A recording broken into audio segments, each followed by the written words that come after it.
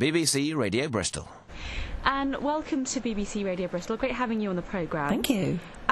Why would you embark on a tour of the country to talk about weight loss and surgery? What makes you want to do it? Well, because there's an awful lot to say about it, I think. Yeah. It's already very much in the public domain because it sort of got out. I went to Belgium to have a gastric band operation to help me lose weight.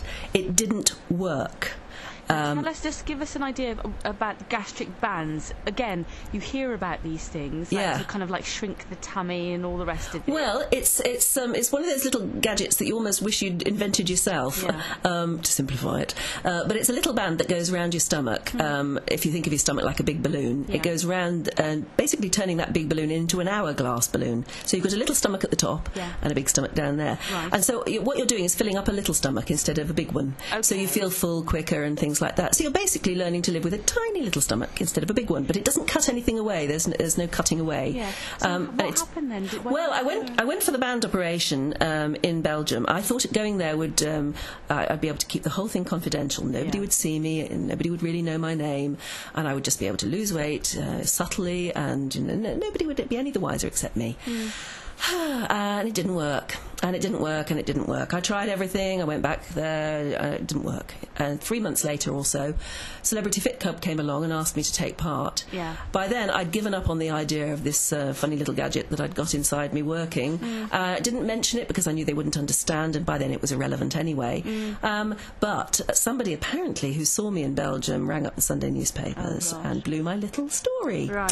So then there was this huge furore about, oh my goodness, she's cheating, she's got an unfair advantage, which of course was not giving me an advantage at all. Yeah. But there's such a furore that one of the good things that came out of all that horrible publicity was that I got a phone call from a lady called Donna Ross, who herself had a gastric band, lost 7 stone, and believed in it so much she ran an organisation that helped people get gastric band operations in this country. And she said, look, it should be working for you, and we don't understand why it isn't, because it's a very clever little device. Yeah, I mean, I don't understand myself. I mean, when they talk about it and describe it in medical journals or articles, of course, because weight loss is on everyone's lips, they do say it's kind of like, foolproof, it's fail-safe. Exactly. And I thought, by that, I really had come to the conclusion that I was the only person on this earth for whom weight loss surgery didn't work. Yeah. I was giving up on myself at that point. I thought, I'm going to be a fat old lady, whatever. I just can't believe. Anyway, I went along to the hospital group in London, and they gave me an X-ray, and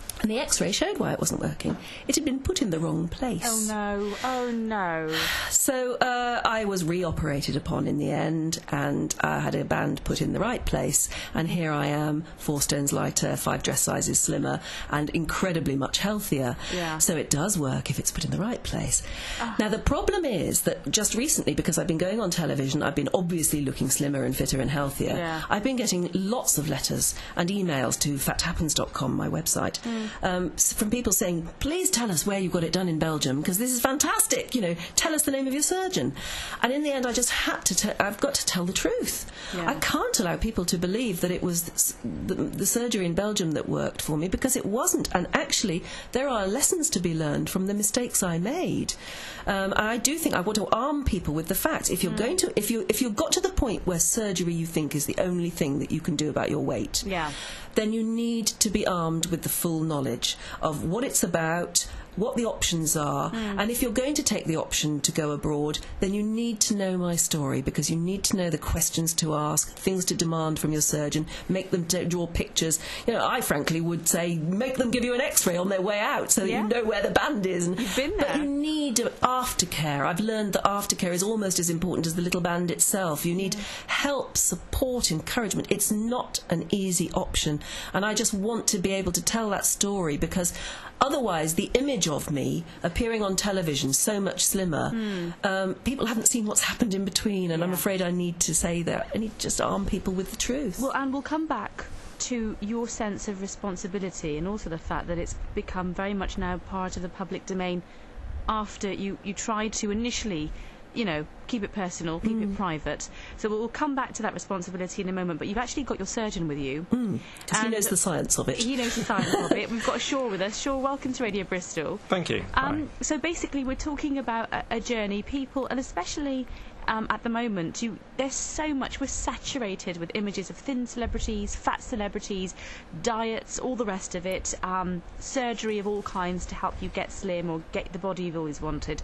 But like Anne is pointing out, if you don't have the facts, it can be incredibly dangerous. And not just dangerous, I mean, you can just kind of like lose every small bit of motivation that that you've been struggling to find in the first place. It's quite a difficult marketplace in that you can buy whatever you want, and unfortunately people can buy things that they're not really bargaining for. Yeah. And the most important thing is to see someone who's a reputable specialist who has done lots of the procedure and who has got a track record of good results. Yeah. And unfortunately, if you do go abroad, you can guarantee none of those.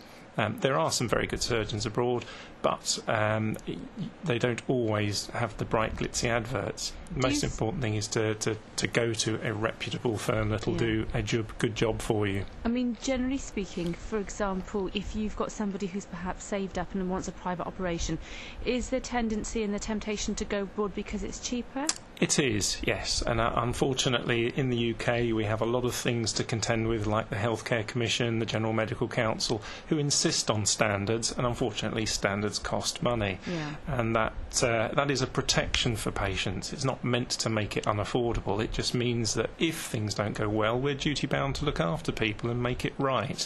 Whereas, unfortunately, if things don't go well on the continent, there is no comeback. You're stuck with it, like Anne was. See, I believed one of these glitzy adverts that said that the operation would be much cheaper, which it is on paper, but then, of course, you don't take into account all the hidden costs, the having to return, the having to pay extra for this and that. They boasted that they didn't have any MRSA in Belgian hospitals. Questionable and debatable, apparently, according to the experts. They boasted that their staff speak very good English, so there was absolutely no fear of not being able... Well, they speak more English than I speak Flemish, but it ain't a lot. And when you consider that you're going for surgery, you want to be able to talk things through at a really basic level with the staff, not just the surgeon, but all the nurses as well. And, honestly, it is not fully English speaking, and you don't have the ability to just communicate that well. So don't believe all the glitzy adverts. That's what I want to be able to say. Ask these questions. Make sure, hold these people accountable. Absolutely. Going through such a tough scenario, Anne, is that what kind of thickened your skin up? I mean, you kind of went on to appear on ITV's Celebrity Fit Club.